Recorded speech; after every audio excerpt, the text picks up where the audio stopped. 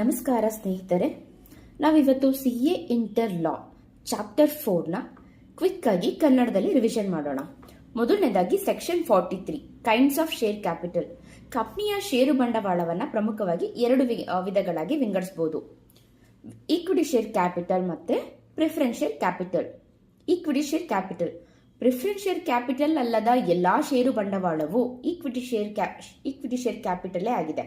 ಇದರಲ್ಲಿ ಎರಡು ವಿಧ: ವಿತ್ ವೋಟಿಂಗ್ ರೈಟ್ಸ್, ಸಾಮಾನ್ಯ ಮತದಾನದ ಹಕ್ಕುಗಳನ್ನ ಹೊಂದಿರುವಂತಹ ಷೇರುಗಳು; ವಿತ್ ಡಿಫರೆನ್ಷಿಯಲ್ ರೈಟ್ಸ್, ಲಾಭಾಂಶ ಅಂದ್ರೆ ಡಿವಿಡೆಂಡ್, ವೋಟಿಂಗ್ ಅಥವಾ ಇತರ ವಿಷಯಗಳಲ್ಲಿ ವಿಭಿನ್ನ ಹಕ್ಕುಗಳನ್ನು ಹೊಂದಿರುವ ಷೇರುಗಳು. ಇದು DVR, differential voting rights. Preferential share capital equity ಷೇರುಗಳಿಗಿಂತ ಮುಂಚಿತವಾಗಿ ಈ ಕೆಳಗಿನ ಆದ್ಯತೆಯ ಹಕ್ಕುಗಳನ್ನು ಅಂದ್ರೆ ಪ್ರಿಫರೆನ್ಷಿಯಲ್ ರೈಟ್ಸ್ ನ ಹೊಂದಿರುವಂತಹ ಶೇರ್ ಕ್ಯಾಪಿಟಲ್ ಆಗಿರುತ್ತೆ. ಈಕ್ವಿಟಿ ಶೇರ್ಗಿಂತ ಮುಂಚೆ ಲಾಭಾಂಶ ಪಡೆಯುವಂತಹ ಹಕ್ಕು, payment of dividend before equity. ಕಂಪನಿಯನ್ನ ಮುಚ್ಚುವಂತಹ ಸಮಯದಲ್ಲಿ ವೈಂಡಿಂಗ್ ಅಪ್ ಟೈಮ್ ಅಲ್ಲಿ ಈಕ್ವಿಟಿ ಶೇರ್ದಾರರಿಗಿಂತ ಮುಂಚೆನೆ ಬಂಡವಾಳವನ್ನ ಮರಳಿ ಪಡೆಯುವಂತಹ ಹಕ್ಕು, repayment of capital before equity. ಇಲ್ಲಿ MOA ಅಥವಾ AOA ನಲ್ಲಿ ಉಲ್ಲೇಖಿಸಿದ್ರೆ ಮಾತ್ರ ಪ್ರಿಫರೆನ್ಸ್ ಶೇರ್ಗಳನ್ನ ಮರಳಿ ಪಡೆಯುವಾಗ ಪ್ರೀಮಿಯಂ ಆನ್ ರಿಡೆಂಪ್ಷನ್ ಪಡೆಯುವ ಆದ್ಯತೆ ಇಲ್ಲಿ ಇರುತ್ತೆ. ಪಾರ್ಟಿಸಿಪೇಟರಿ ಅಥವಾ ವರ್ಸಸ್ ನಾನ್ ಪಾರ್ಟಿಸಿಪೇಟರಿ. ಪಾರ್ಟಿಸಿಪೇಟರಿ ಅಂದ್ರೆ ಏನು? ಪ್ರಿಫರೆನ್ಸ್ ಶೇರ್ ಹೋಲ್ಡರ್ಗೆ ನಿಗದಿತ ಲಾಭಾಂಶ ನೀಡಿದ ನಂತರವೂ ಉಳಿದ ಲಾಭದಲ್ಲಿ ಸರ್ಪ್ಲಸ್ ಪ್ರಾಫಿಟ್ ಈಕ್ವಿಟಿ ಷೇರುದಾರರ ಜೊತೆ ಭಾಗವಹಿಸುವಂತಹ ಹಕ್ಕು ಇರಬಹುದು. ನಾನ್ ಪಾರ್ಟಿಸಿಪೇಟರಿ ಕಂಪನಿನ ಮುಚ್ಚುವಾಗ ಎಲ್ಲ ಬಂಡವಾಳ ತೀರಿದ ನಂತರ ಉಳಿಯುವ ಆಸ್ತಿಯಲ್ಲಿ ಭಾಗವಹಿಸುವ ಹಕ್ಕು ಇರಬಹುದು ಅಥವಾ ಇಲ್ದೇನೂ ಇರಬಹುದು. Rule 4 companies. Rule 4 of company share capital and debenture rule 2014. ಒಂದು ಲಿಮಿಟೆಡ್ ಕಂಪನಿಯು ವಿಭಿನ್ನ ಹಕ್ಕುಗಳನ್ನು ಹೊಂದಿರುವ ಈಕ್ವಿಟಿ ಶೇರ್ಗಳನ್ನು DVR ಶೇರ್ಸ್ ಇಶ್ಯೂ ಮಾಡಬೇಕಾದ್ರೆ ಈ ಕೆಳಗಿನ ಷರತ್ತುಗಳನ್ನ ಅಂದ್ರೆ ಕಂಡೀಷನ್ಸ್ ನ ಪಾಲಿಸಬೇಕು. Authorisation by AOA. ಕಂಪನಿಯ AOA ನಲ್ಲಿ ಇದಕ್ಕೆ ಅನುಮತಿ ಇರಬೇಕು. ರೆಸಲ್ಯೂಷನ್, ಜನರಲ್ ಮೀಟಿಂಗ್ ನಲ್ಲಿ ಆರ್ಡಿನರಿ ರೆಸಲ್ಯೂಷನ್ ಪಾಸ್ ಮಾಡಿರಬೇಕು. ಲಿಸ್ಟೆಡ್ ಕಂಪನಿ ಆದ್ರೆ ಕಡ್ಡಾಯವಾಗಿ ಪೋಸ್ಟಲ್ ಬ್ಯಾಲೆಟ್ ಮೂಲಕ ಪಾಸ್ ಮಾಡಬೇಕು. Voting power limit. DVR ಶೇರ್ಗಳ ಒಟ್ಟು ಮತದಾನದ ಹಕ್ಕು ಯಾವುದೇ ಸಮಯದಲ್ಲಿ ಒಟ್ಟು ಮತದಾನದ ಹಕ್ಕಿನ 74% ಗಿಂತ ಹೆಚ್ಚಿರಬಾರದು. Voting power with DVR not more than 74% of total equity power. No default in filing. ಕಳೆದ 3 ವರ್ಷಗಳಲ್ಲಿ ಕಂಪನಿ ಫೈನಾನ್ಷಿಯಲ್ ಸ್ಟೇಟ್ಮೆಂಟ್ ಮತ್ತೆ ಆನ್ಯುಯಲ್ ರಿಟರ್ನ್ ಫೈಲ್ ಮಾಡಬೇಕಾದ್ರೆ ಯಾವುದೇ ಡಿಫಾಲ್ಟ್ ಮಾಡಿರಬಾರದು. Regulatory penalty. ಕಂಪನಿಯು RBI act, SEBI act, CRAFEMA ಯಾವುದೇ ವಿಶೇಷ ಕಾನೂನು ಕಾಯ್ದೆಯ ಅಡಿಯಲ್ಲಿ ಕೋರ್ಟ್ ಅಥವಾ ಟ್ರಿಬ್ಯುನಲ್ ನಿಂದ ಶಿಕ್ಷೆಗೆ ಒಳಗಾಗಿರಬಾರದು. 5 years ನೋ ಡಿಫಾಲ್ಟ್. ಕಳೆದ 5 ವರ್ಷಗಳಲ್ಲಿ ಕೆಳಗಿನವುಗಳನ್ನು ಪಾವತಿ ಮಾಡೋದ್ರಲ್ಲಿ ಡಿಫಾಲ್ಟ್ ಮಾಡಿರಬಾರದು.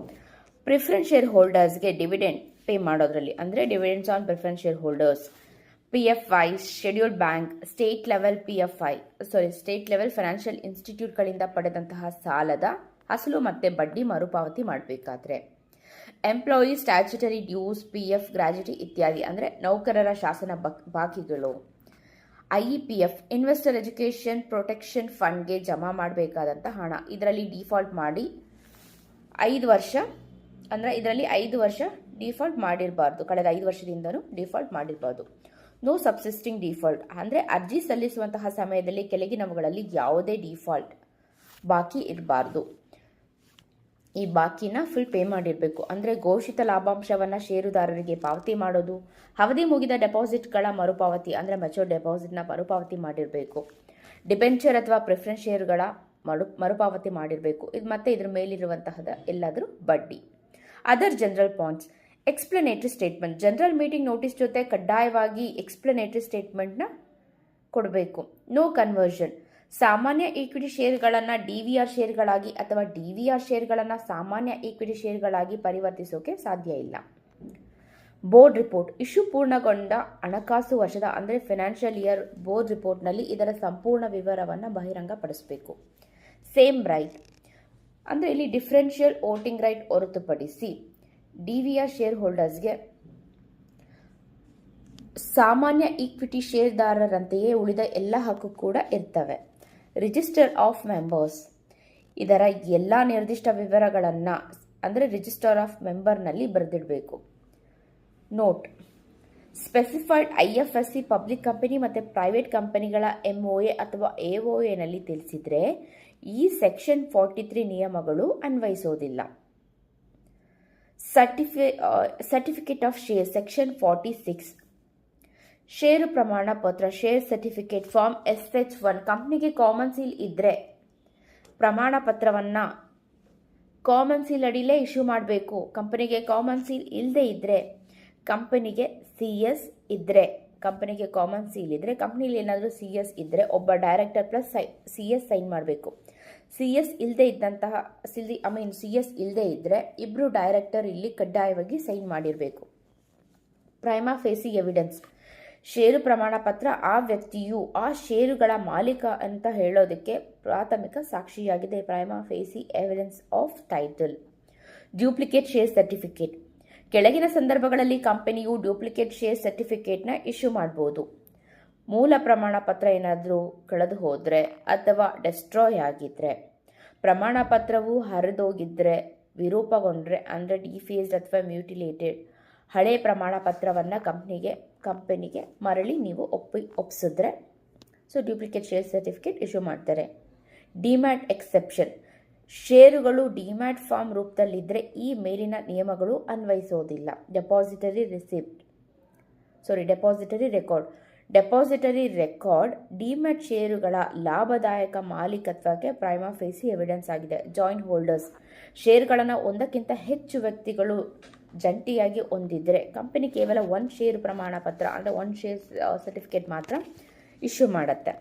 ಫಾರ್ಮ್ SH2 ರಿನ್ಯೂಡ್ ಮತ್ತು ಡ್ಯೂಪ್ಲಿಕೇಟ್ ಶೇರ್ ಸರ್ಟಿಫಿಕೇಟ್ ಇಶ್ಯೂ ಮಾಡಿದ ಶೇರ್ ಸರ್ಟಿಫಿಕೇಟ್ನ ವಿವರ ಫಾರ್ಮ್ SH2 ನಲ್ಲಿ ರಿಜಿಸ್ಟ್ರಲ್ಲಿ ಬರೆದಿಡಬೇಕಾಗತ್ತೆ. ಅಥೆಂಟಿಕೇಶನ್ ಈ ರಿಜಿಸ್ಟ್ರಲ್ಲಿ ಮಾಡುವಂತಹ ಪ್ರತಿಯೊಂದು ದಾಖಲೆಯನ್ನು ಕಂಪನಿ ಸೆಕ್ರೆಟರಿ ಅಥವಾ ಬೋರ್ಡ್ನಿಂದ ಅಧಿಕಾರ ಪಡೆದಂತಹ ವ್ಯಕ್ತಿ ದೃಢೀಕರಿಸಬಹುದು.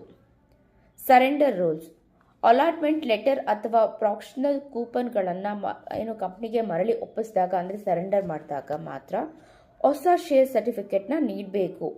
ಬೋನಸ್ ಷೇರುಗಳ ಇಶ್ಯೂ ಸಂದರ್ಭವನ್ನು ಎಕ್ಸೆಪ್ಟ್ ಮಾಡಿ ಹೊರತುಪಡಿಸಿ. ಬ್ಲ್ಯಾಂಕ್ ಫಾರ್ಮ್ಸ್ ಷೇರು ಪ್ರಮಾಣ ಪತ್ರ ಇಶ್ಯೂ ಮಾಡಲು ಬಯಸುವಂತಹ ಎಲ್ಲ ಖಾಲಿ ಫಾರ್ಮ್ಗಳನ್ನು ಕಡ್ಡಾಯವಾಗಿ ಸರಣಿ ಸಂಖ್ಯೆಯೊಂದಿಗೆ ಮುದ್ರಿಸಬೇಕು ಮತ್ತು ಬೋರ್ಡ್ ರೆಸಲ್ಯೂಷನ್ ಅಡಿಯಲ್ಲಿ ಮಾತ್ರ ಬಳಸಬೇಕು. ಕಸ್ಟಡಿ ಇಂತಹ ಫಾರ್ಮ್ಗಳನ್ನು ಕಡ್ಡಾಯವಾಗಿ ಸೆಕ್ರೆಟರಿ ಅಥವಾ ಬೋರ್ಡ್ ಅಧಿಕಾರ ನೀಡಿದಂತಹ ವ್ಯಕ್ತಿ ಅವ್ರ ಸುಪರ್ದಿಯಲ್ಲಿ ಇಡಬೇಕು. Custody of the secretary. Preservation ಷೇರು ಪ್ರಮಾಣ ಪತ್ರದ ದಾಖಲೆ ಪುಸ್ತಕಗಳನ್ನು ಕನಿಷ್ಠ ಅಂದ್ರೂ 30 ವರ್ಷದವರೆಗೆ ಸುರಕ್ಷಿತವಾಗಿಡಬೇಕು ಮತ್ತು ವಿವಾದಿತ ಕೇಸ್ಗಳ ದಾಖಲೆಯಾಗಿದ್ದರೆ ಶಾಶ್ವತವಾಗಿ ಪರ್ಮನೆಂಟ್ ಆಗಿ ಪ್ರಿಸರ್ವ್ ಮಾಡಬೇಕು. ಕ್ಯಾನ್ಸಲೇಷನ್ ಕಂಪನಿಗೆ ಮರಳಿ ಒಪ್ಪಿಸಿದ ಎಲ್ಲ ಹಳೆ ಪ್ರಮಾಣ ಪತ್ರದ ಮೇಲೆ ದೊಡ್ಡ ದೊಡ್ಡ ಅಕ್ಷರಗಳಲ್ಲಿ ಕ್ಯಾನ್ಸಲ್ಡ್ ಅಂತ ಮುದ್ರೆ ಹೊತ್ತಬೇಕು ಮತ್ತು 3 ವರ್ಷದ ನಂತರ ಬೋರ್ಡ್ ರೆಸಲ್ಯೂಷನ್ ಮೂಲಕ ಅದನ್ನು ನಾಶ ಮಾಡಬಹುದು. ಪನಿಷ್ಮೆಂಟ್ ಫಾರ್ ಫ್ರಾಡ್ ವಂಚನೆ ಉದ್ದೇಶದಿಂದ ಡ್ಯೂಪ್ಲಿಕೇಟ್ ಶೇರ್ ಸರ್ಟಿಫಿಕೇಟ್ಗೆ ಶೇರ್ನ ನೀಡಿದ್ರೆ ದಂಡ. ಅಂದರೆ ಕಂಪನಿಗೆ ಕನಿಷ್ಠ ಶೇರ್ನ ಮುಖಬೆಲೆಯ ಅಂದರೆ ಶೇರ್ನ ಫೇಸ್ ವ್ಯಾಲ್ಯೂವಿನ 5 ಪಟ್ಟು, ಮ್ಯಾಕ್ಸಿಮಮ್ 10 ಪಟ್ಟು ಅಥವಾ 10 crores. ಇಲ್ಲಿ ಆಫೀಸರ್ ಇನ್ ಡಿಫಾಲ್ಟ್ಗೆ ಸೆಕ್ಷನ್ 447 ಅಡಿಯಲ್ಲಿ ಕ್ರಿಮಿನಲ್ ಕ್ರಮ ತಗೊಳ್ಳಾಗತ್ತೆ. ವೋಟಿಂಗ್ ರೈಟ್ಸ್ ಸೆಕ್ಷನ್ 47 ಕಂಪನಿಯ ಪ್ರತಿಯೊಬ್ಬ ಸದಸ್ಯನಿಗೂ ಮತ ಚಲಾಯಿಸುವ ಹಕ್ಕಿರುತ್ತೆ. Equity share holders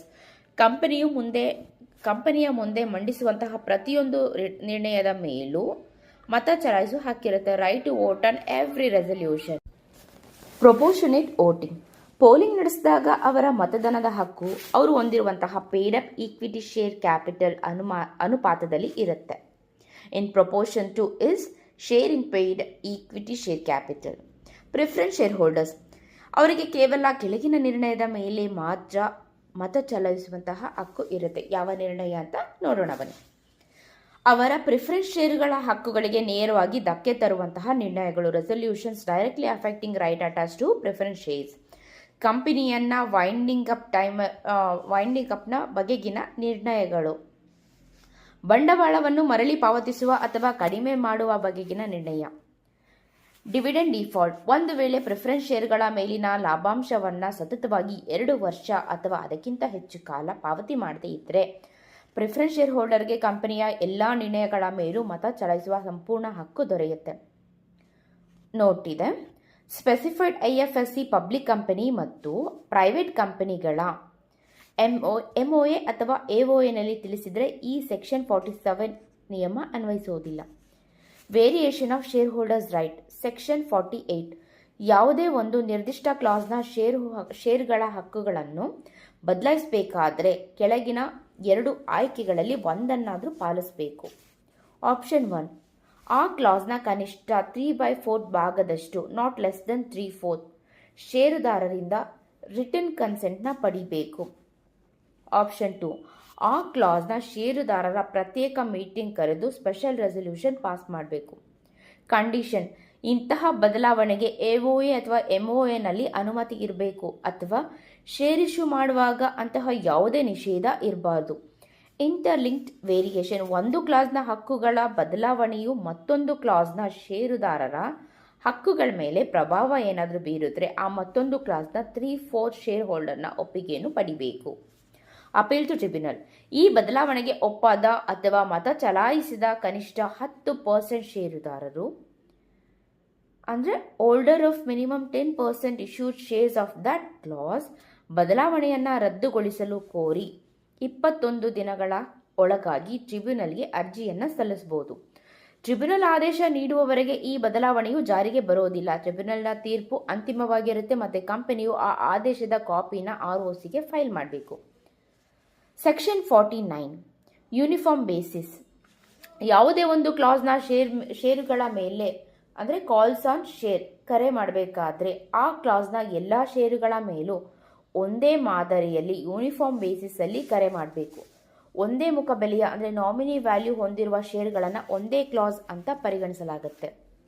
section 50 calls in advance, ಕಂಪನಿಯು ತನ್ನ AOAನಲ್ಲಿ ಅನುಮತಿ ಇದ್ದರೆ ಮಾತ್ರ ಷೇರುದಾರರು ಇನ್ನೂ ಕರೆ ಮಾಡದ ಹಣವನ್ನು ಮುಂಗಡವಾಗಿ ಪಾವತಿಸಿದರೆ ಸ್ವೀಕರಿಸಬಹುದು. ಅಕ್ಸೆಪ್ಟ್ ಕಾಲ್ಸ್ ಇನ್ ಅಡ್ವಾನ್ಸ್, ಇಲ್ಲಿ ನೋ ವೋಟಿಂಗ್ ರೈಟ್. ಮುಂಗಡವಾಗಿ ಪಾವತಿಸಿದ ಹಣಕ್ಕೆ ಆ ಹಣವನ್ನು ಅಧಿಕೃತವಾಗಿ ಕರೆ ಮಾಡುವವರೆಗೆ ಯಾವುದೇ ವೋಟಿಂಗ್ ರೈಟ್ ಇರುವುದಿಲ್ಲ. ಇಂಟ್ರೆಸ್ಟ್, AOAನಲ್ಲಿ ಅನುಮತಿ ಇದ್ದರೆ ಈ ಅಡ್ವಾನ್ಸ್ ಹಣಕ್ಕೆ ಇಂಟ್ರೆಸ್ಟ್ ಪಾವತಿಸಬಹುದು. ಬಡ್ಡಿಯ ದರವನ್ನು ಜನರಲ್ ಮೀಟಿಂಗ್ನಲ್ಲಿ ಷೇರುದಾರರು ನಿರ್ಧರಿಸ್ತಾರೆ. Section 51 payment of dividend in proportion to paid up amount, ಕಂಪನಿಯು ತನ್ನ AOAನಲ್ಲಿ ಅನುಮತಿ ಇದ್ದರೆ ಪ್ರತಿಯೊಬ್ಬ ಷೇರುದಾರನಿಗೂ ಅವನ ಷೇರಿನ ಮೇಲೆ ಪಾವತಿಸಿರುವ ವಾಸ್ತವ ಬಂಡವಾಳದ ಅನುಪಾತದಲ್ಲಿ in proportion to paid up share amount on each share ಡಿವಿಡೆಂಡ್ನ ಪೇ ಮಾಡ್ಬೋದು. ಒಂದು ವೇಳೆ AOAನಲ್ಲಿ ಅಂತಹ ಯಾವುದೇ ನಿಯಮ ಇಲ್ಲದೆ ಇದ್ದರೆ ಡಿವಿಡೆಂಡ್ನ ಶೇರಿನ ಮುಖಬೆಲೆಯ ಅಂದರೆ ನಾಮಿನಲ್ ವ್ಯಾಲ್ಯೂ ಅಥವಾ ಫೇಸ್ ವ್ಯಾಲ್ಯೂನ ಆಧಾರದ ಮೇಲೆ ಲೆಕ್ಕ ಹಾಕಲಾಗುತ್ತೆ. Section 52 application of premium received on issue shares, ಷೇರುಗಳನ್ನು ಮುಖಬೆಲೆಗಿಂತ ಹೆಚ್ಚಿನ ಬೆಲೆಗೆ ಇಶ್ಯೂ ಮಾಡಿದಾಗ ಬಂದಂತಹ ಪ್ರೀಮಿಯಂ ಹಣವನ್ನು ಕಂಪಲ್ಸರಿ ಸೆಕ್ಯೂರಿಟಿ ಪ್ರೀಮಿಯಂ ಅಕೌಂಟ್ಗೆ ವರ್ಗಾಯಿಸಬೇಕು. ಈ ಪ್ರೀಮಿಯಂ ಹಣವನ್ನು ಕ್ಯಾಶ್ ಅಥವಾ ಕೈನ್ ರೂಪದಲ್ಲಿಯೂ ಪಡೆಯಬಹುದು. Utilisation of security premium, AS ಪಾಲಿಸುವ ನಿಗದಿತ ಕಂಪನಿಗಳಿಗೆ prescribe companies compliant with AS, ಪೂರ್ಣ ಪಾವತಿಯಾದ ಬೋನಸ್ ಶೇರ್ಗಳ issue fully paid up shares, preference share ಅಥವಾ ಡಿಬೆಂಚರ್ ಮರುಪಾವತಿಯ ಪ್ರೀಮಿಯಂ ತೀರಿಸಲು ಸೆಕ್ಷನ್ 66 ಅಡಿಯಲ್ಲಿ ಸ್ವಂತ ಷೇರುಗಳ ಬೈಬ್ಯಾಕ್. ಹಾಗೆ ಫಾರ್ ಅದರ್ ಕಂಪನೀಸ್ ಪೂರ್ಣ ಪಾವತಿಯಾದ ಬೋನಸ್ ಶೇರ್ ಇಶ್ಯೂ, ಕಂಪನಿ ಆರಂಭಿಕ ಬಳಿಕ ವೆಚ್ಚಗಳನ್ನು ಬರೆಯಲು ಪ್ರಿಲಿಮಿನರಿ ಎಕ್ಸ್ಪೆನ್ಸ್, ಶೇರ್ ಅಥವಾ ಡಿಬೆಂಚರ್ ಇಶ್ಯೂ ಮಾಡಿದಾಗ ಆದ ಕಮಿಷನ್ ಅಥವಾ ರಿಯಾಯಿತಿ ವೆಚ್ಚಗಳನ್ನ ಬರೆಯೋದಕ್ಕೆ ಅಂದರೆ ರೈಟ್ ಆಫ್ ಮಾಡಲಿಕ್ಕೆ, ಪ್ರಿಫರೆನ್ಸ್ ಶೇರ್ಸ್ ಅಥವಾ ಡಿಬೆಂಚರ್ಸ್ ಮರುಪಾವತಿಯ ಪ್ರೀಮಿಯಂ ತೀರಿಸೋದಕ್ಕೆ, ಷೇರುಗಳನ್ನ ಬೈಬ್ಯಾಕ್ ಅಂಡರ್ ಸೆಕ್ಷನ್ 68 ಮಾಡಲು. ಈ ನಿಯಮಗಳು ಮೀರಿ ಪ್ರೀಮಿಯಂ ಹಣನೇನಾದರೂ ಬಳಸಿದ್ರೆ ಅದನ್ನು ಕಂಪ್ನಿಯ ಬಂಡವಾಳವನ್ನು ಕಡಿಮೆ ಮಾಡದಂತೆ ರಿಡಕ್ಷನ್ ಆಫ್ ಶೇರ್ ಕ್ಯಾಪಿಟಲ್ ಅಂತ ಪರಿಗಣಿಸಲಾಗುತ್ತೆ. Section 53 prohibition on issue of shares at discount, ಸಾಮಾನ್ಯ ನಿಯಮ, ಯಾವುದೇ ಕಂಪನಿಯು ತನ್ನ ಶೇರ್ಗಳನ್ನು ಡಿಸ್ಕೌಂಟ್ ದರದಲ್ಲಿ ಅಂದರೆ ಫೇಸ್ ವ್ಯಾಲ್ಯೂಗಿಂತ ಕಡಿಮೆ ಬೆಲೆಗೆ ಇಶ್ಯೂ ಮಾಡೋ ಹಾಗಿಲ್ಲ. ಡಿಸ್ಕೌಂಟ್ ದರದಲ್ಲಿ ಇಶ್ಯೂ ಮಾಡಿದ ಶೇರ್ಗಳು ಕಾನೂನುಬದ್ಧವಾಗಿ ವಾಯ್ಡ್ ಆಗತ್ತೆ. ಎಕ್ಸೆಪ್ಷನ್ಸ್, ಕೆಳಗಿನ ಸಂದರ್ಭಗಳಲ್ಲಿ ಡಿಸ್ಕೌಂಟ್ ದರದಲ್ಲಿ ಶೇರ್ ಇಶ್ಯೂ ಮಾಡಬಹುದು. ಸೆಕ್ಷನ್ 54 ಅಡಿಯಲ್ಲಿ ಸ್ವೆಟ್ ಈಕ್ವಿಟಿ ಶೇರ್ಸ್ ಇಶ್ಯೂ ಮಾಡಬೇಕಾದ್ರೆ ಸಾಲವನ್ನು ಷೇರುಗಳಾಗಿ ಪರಿವರ್ತಿಸುವಾಗ debt conversion statutory resolution plan ಅಥವಾ RBI ಗೈಡ್ಲೈನ್ಸ್ ಅಡಿಯಲ್ಲಿ ಬರುವಂತಹ ಡೆತ್ ರೀಸ್ಟ್ರಕ್ಚರಿಂಗ್ ಸ್ಕೀಮ್ ಅನ್ವಯ ಸಾಲದಾತರಿಗೆ ಶೇರ್ ನೀಡಬೇಕಾದ್ರೆ ನೋಟ್ ಇದೆ. ಕಂಪನಿಯ ಡಿಬೆಂಚರ್ ಅಥವಾ ಬಾಂಡ್ಗಳನ್ನು ಡಿಸ್ಕೌಂಟ್ ದರದಲ್ಲಿ ಇಶ್ಯೂ ಮಾಡಬಹುದು. ಸೆಕ್ಷನ್ 53 ಇಫ್ ಕಂಪನಿ ಕಾಂಟ್ರವೀನ್ಸ್ ನಿಯಮ ಉಲ್ಲಂಘಿಸಿದ್ರೆ ದಂಡ. ಕಂಪನಿಗೆ ಡಿಸ್ಕೌಂಟ್ ದರದಲ್ಲಿ ಸಂಗ್ರಹಿಸಿದ ಒಟ್ಟು ಹಣವನ್ನು ಇಶ್ಯೂ ಮಾಡಿದ ದಿನಾಂಕದಿಂದ 12% ವಾರ್ಷಿಕ ಬಡ್ಡಿಯೊಂದಿಗೆ ಶೇರ್ ಹೋಲ್ಡರ್ಸ್ಗೆ ಮರಳಿ ಪಾವತಿ ಮಾಡಬೇಕು. Refund all the money with interest rate of 12%. Officer in default issue ಮೂಲಕ ಸಂಗ್ರಹಿಸಿದ ಒಟ್ಟು ಮೊತ್ತ ಅಥವಾ 5 lakh ಇದರಲ್ಲಿ ಯಾವುದು ಕಡಿಮೆನೋ ಅದು ದಂಡವನ್ನು ವಿಧಿಸಲಾಗುತ್ತೆ. Section 54 issue of sweat equity shares. Sweat equity shares ಅಂದರೆ ಏನು? ಕಂಪನಿಯು ತನ್ನ ಡೈರೆಕ್ಟರ್, ಉದ್ಯೋಗಿಗಳಿಗೆ ಅಥವಾ ಅತ್ಯುತ್ತಮ ಜ್ಞಾನ, ನೋ ಹೌ, ಬೌದ್ಧಿಕ ಆಸ್ತಿ ಹಕ್ಕು ಒದಗಿಸುವಿಕೆ ಅಂದರೆ ಇಂಟೆಲೆಕ್ಚುಯಲ್ ಪ್ರಾಪರ್ಟಿ ರೈಟ್ ಅಥವಾ ಮೌಲ್ಯವರ್ಧನೆಗಾಗಿ ವ್ಯಾಲ್ಯೂ ಅಡಿಷನ್ಗೋಸ್ಕರ ರಿಯಾಯಿತಿ ದರದಲ್ಲಿ ಅಥವಾ ನಗದು ರಹಿತ ಪ್ರತಿಫಲಕ್ಕಾಗಿ consideration other than cash issue ಮಾಡುವಂತಹ ಈಕ್ವಿಟಿ ಶೇರ್ಸ್. ಇಶ್ಯೂ ಮಾಡಲು ಇರುವಂತಹ ಕಂಡೀಷನ್ಸ್. ಆ ಕ್ಲಾಸ್ನ ಶೇರ್ಗಳನ್ನು ಕಂಪನಿಯು ಈಗಾಗಲೇ ಮಾರುಕಟ್ಟೆಗೆ ಇಶ್ಯೂ ಮಾಡಿರಬೇಕು. ಜನರಲ್ ಮೀಟಿಂಗ್ನಲ್ಲಿ ಸ್ಪೆಷಲ್ ರೆಸಲ್ಯೂಷನ್ ಪಾಸ್ ಮಾಡಬೇಕು. ರೆಸಲ್ಯೂಷನ್ನಲ್ಲಿ ಶೇರ್ಗಳ ಸಂಖ್ಯೆ, ಪ್ರಸ್ತುತ ಮಾರುಕಟ್ಟೆ ಬೆಲೆ ಮತ್ತು ಯಾರಿಗೆ ಇಶ್ಯೂ ಮಾಡಲಾಗ್ತಾ ಇದೆ ಅನ್ನುವಂತಹ ವಿವರ ಇರಬೇಕು. ಲಿಸ್ಟೆಡ್ ಕಂಪ್ನಿ ಆದರೆ ಸೆಬಿ ನಿಯಮ ಪಾಲಿಸಬೇಕು. ಅನ್ಲಿಸ್ಟೆಡ್ ಕಂಪ್ನಿ ಆದರೆ ರೂಲ್ 8 ಪಾಲಿಸಬೇಕು. ರೂಲ್ 8ನ ಮುಖ್ಯ ವಿವರ. ಎಂಪ್ಲಾಯಿ ಅಂದರೆ ಭಾರತದಲ್ಲಿ ಅಥವಾ ಭಾರತದ ಹೊರಗೆ ಕೆಲಸ ಮಾಡುವಂತಹ ಕಂಪನಿಯ ಕಾಯಂ ಉದ್ಯೋಗಿ. ಕಂಪನಿಯ ಪೂರ್ಣಾವಧಿ ನಿರ್ದೇಶಕ, ಓಲ್ ಟೈಮ್ ಡೈರೆಕ್ಟರ್ ಅಥವಾ ಸಬ್ಸಿಡಿಯರಿ ಅಥವಾ ಹೋಲ್ಡಿಂಗ್ ಕಂಪನಿಯ ಉದ್ಯೋಗಿ ಅಥವಾ ಡೈರೆಕ್ಟರ್. ವ್ಯಾಲಿಡಿಟಿ SR ಪಾಸ್ ಮಾಡಿದ 12 ತಿಂಗಳ ಒಳಗಾಗಿ ಶೇರ್ಗಳನ್ನು ಅಲಾಟ್ ಮಾಡಬೇಕು. ಪಾರಿಪಸು ಈ ಷೇರುದಾರರಿಗೂ ಸಾಮಾನ್ಯ ಈಕ್ವಿಟಿ ಷೇರುದಾರರಂತೆ ಸಮಾನ ಹಕ್ಕುಗಳು ಇರುತ್ತವೆ. ಮ್ಯಾಕ್ಸಿಮಮ್ ಇಶ್ಯೂ ಸೈಜ್ ಪ್ರತಿ ವರ್ಷಕ್ಕೆ ಪೇಯ್ಡ್ ಅಪ್ ಈಕ್ವಿಟಿ ಶೇರ್ ಕ್ಯಾಪಿಟಲ್ನ 15% ಅಥವಾ 5 ಕೋಟಿ ಇದರಲ್ಲಿ ಯಾವುದು ಹೆಚ್ಚು. ಓವರ್ ಆಲ್ ಲಿಮಿಟ್ ಯಾವುದೇ ಸಮಯದಲ್ಲಿ ಒಟ್ಟು ಪೇಯ್ಡ್ ಅಪ್ ಈಕ್ವಿಟಿ ಬಂಡವಾಳದ 25% ಮೀರಬಾರದು. ಸ್ಟಾರ್ಟ್ಅಪ್ ಕಂಪನಿಗಳಿಗೆ ಎಕ್ಸೆಪ್ಷನ್ ಇದೆ. ಸ್ಟಾರ್ಟ್ಅಪ್ ಕಂಪನಿಗಳು ಸ್ಥಾಪನೆಯಾದ 10 ವರ್ಷದವರೆಗೆ ಒಟ್ಟು ಪೇಯ್ಡ್ ಅಪ್ ಬಂಡವಾಳದ 50% ವರೆಗೆ ಸ್ವೆಟ್ ಈಕ್ವಿಟಿನ ಇಶ್ಯೂ ಮಾಡಬಹುದು. ಲಾಕ್ ಇನ್ ಪೀರಿಯಡ್ ಇಶ್ಯೂ ಮಾಡಿದ ದಿನಾಂಕದಿಂದ ಇವುಗಳನ್ನು 3 ವರ್ಷದವರೆಗೆ ಬೇರೆಯವರಿಗೆ ವರ್ಗಾಯಿಸುವಂತಿಲ್ಲ. No transferable for 3 years. Valuation ಈ ಷೇರುಗಳ ಬೆಲೆ ಮತ್ತು ಬೌದ್ಧಿಕ ಆಸ್ತಿಯ ಮೌಲ್ಯವನ್ನು ಕಡ್ಡಾಯವಾಗಿ ಒಬ್ಬ ರಿಜಿಸ್ಟರ್ ವ್ಯಾಲ್ಯೂಯರ್ ಇಂದ ನಿರ್ಧರಿಸಬೇಕು. ಅಕೌಂಟಿಂಗ್ ಟ್ರೀಟ್ಮೆಂಟ್ ಆಸ್ತಿಯ ರೂಪದಲ್ಲಿ ಪಡೆದ್ರೆ ಡಿಪ್ರಿಷಿಯಬಲ್ ಅಸೆಟ್ ಬ್ಯಾಲೆನ್ಸ್ ಶೀಟ್ಗೆ ತೆಗೆದುಕೊಂಡು ಹೋಗಬೇಕು. ಇತರ ಸಂದರ್ಭಗಳಲ್ಲಿ ಕಂಪನಿಯ ವೆಚ್ಚ ರೆಕಾರ್ಡೆಡ್ ಆಸ್ ಎಕ್ಸ್ಪೆನ್ಸ್ ಅಂತ ಪರಿಗಣಿಸಬೇಕು. ಕಂಪನಿಯು ಇದರ ಸಂಪೂರ್ಣ ವಿವರವನ್ನು ಬೋರ್ಡ್ ವರದಿಯಲ್ಲಿ, ಬೋರ್ಡ್ ರಿಪೋರ್ಟ್ನಲ್ಲಿ ಬಹಿರಂಗಪಡಿಸಬೇಕು ಮತ್ತು ರಿಜಿಸ್ಟರ್ ಆಫೀಸಲ್ಲಿ ಫಾರ್ಮ್ ನಂಬರ್ SH3 ರಿಜಿಸ್ಟರ್ನಲ್ಲಿ ದಾಖಲಿಸಬೇಕು. Section 55 issue and redemption of preference shares. No redeemable shares. ಯಾವುದೇ ಕಂಪನಿಯು ಇರ್ರಿಡೀಮಬಲ್ ಪ್ರಿಫರೆನ್ಸ್ ಶೇರ್ನ ಇಶ್ಯೂ ಮಾಡೋ ಹಾಗಿಲ್ಲ. AOA ಆಥರೈಸೇಷನ್ ಕಂಪನಿಯು ತನ್ನ AOAನಲ್ಲಿ ಅನುಮತಿ ಇದ್ದರೆ ಮಾತ್ರ ಮರುಪಾವತಿ ಮಾಡಬಹುದಾದಂತಹ ಪ್ರಿಫರೆನ್ಸ್ ಶೇರ್ಸ್ನ ಇಶ್ಯೂ ಮಾಡಬಹುದು. Maximum period of redemption. Infrastructure project ಮೂಲಸೌಕರ್ಯ ಯೋಜನೆ ಕಂಪನಿಗಳಿಗೆ ಗರಿಷ್ಠ ಮ್ಯಾಕ್ಸಿಮಮ್ 30 years ಆದರೆ 21 ವರ್ಷದಿಂದ ಪ್ರತಿ ವರ್ಷ ಕನಿಷ್ಠ 10% ರಷ್ಟು ಶೇರ್ಗಳನ್ನು ಕಡ್ಡಾಯವಾಗಿ ಮರುಪಾವತಿ ಮಾಡ್ತಾ ಬರಬೇಕು. ಫಾರ್ ಅದರ್ ಕಂಪನೀಸ್ ಇತರ ಎಲ್ಲ ಕಂಪನಿಗಳಿಗೆ ಮ್ಯಾಕ್ಸಿಮಮ್ 20 ವರ್ಷ. So sources and redemption of preference shares section 55. So continue ಮಾಡ್ತಾ ಹೋಗೋಣ ಪಾಯಿಂಟ್ಸು. ಇನ್ನು ಫುಲ್ಲಿ ಪೇಯ್ಡ್ ಅಪ್ ಕೇವಲ ಪೂರ್ಣ ಪಾವತಿಯಾದ only fully paid up preference ಶೇರ್ಗಳನ್ನು ಮಾತ್ರ ರಿಡೀಮ್ ಮಾಡೋದಕ್ಕೆ ಸಾಧ್ಯ. ಸೋರ್ಸಸ್ ಆಫ್ ರಿಡಂಪ್ಷನ್ ಮರುಪಾವತಿಯ ಮೂಲಗಳು. ಕ್ಯಾಪಿಟಲ್ ಅಮೌಂಟ್ ಲಾಭಾಂಶಕ್ಕೆ ಲಭ್ಯವಿರುವಂತಹ ಕಂಪನಿ ಲಾಭದಿಂದ. Profits of company available for dividend ಈ ಸಂದರ್ಭದಲ್ಲಿ ಷೇರುಗಳ ಮುಖಬೆಲೆಯಷ್ಟೇ ಹಣವನ್ನು ಕಡ್ಡಾಯವಾಗಿ ಕ್ಯಾಪಿಟಲ್ ರಿಡಂಪ್ಷನ್ ರಿಸರ್ವ್ ಖಾತೆಗೆ ವರ್ಗಾಯಿಸಬೇಕು. ಈ ಉದ್ದೇಶಕ್ಕಾಗಿ ಇಶ್ಯೂ ಮಾಡಿದ ಹೊಸ ಶೇರ್ಗಳ ಹಣದಿಂದ. Proceeds of fresh issues of shares. Premium on redemption ಕಂಪನಿಯ ಲಾಭದಿಂದ out of profit. Security premium ಅಕೌಂಟ್ನಿಂದ ಅಕೌಂಟಿಂಗ್ ಸ್ಟ್ಯಾಂಡರ್ಡ್ ಪಾಲಿಸುವ ಕಂಪನಿಗಳಿಗೆ ಇದಕ್ಕೆ ಅನುಮತಿ ಇರೋದಿಲ್ಲ. ಸೆಕ್ಯೂರಿಟಿ ಪ್ರೀಮಿಯಂ ಅಕೌಂಟ್ನಿಂದ ಆದರೆ ಇದಕ್ಕೆ ಅಕೌಂಟಿಂಗ್ ಸ್ಟ್ಯಾಂಡರ್ಡ್ನ ಪಾಲಿಸುವ ಕಂಪನಿಗೆ ಇದಕ್ಕೆ ಅನುಮತಿ ಇರೋದಿಲ್ಲ.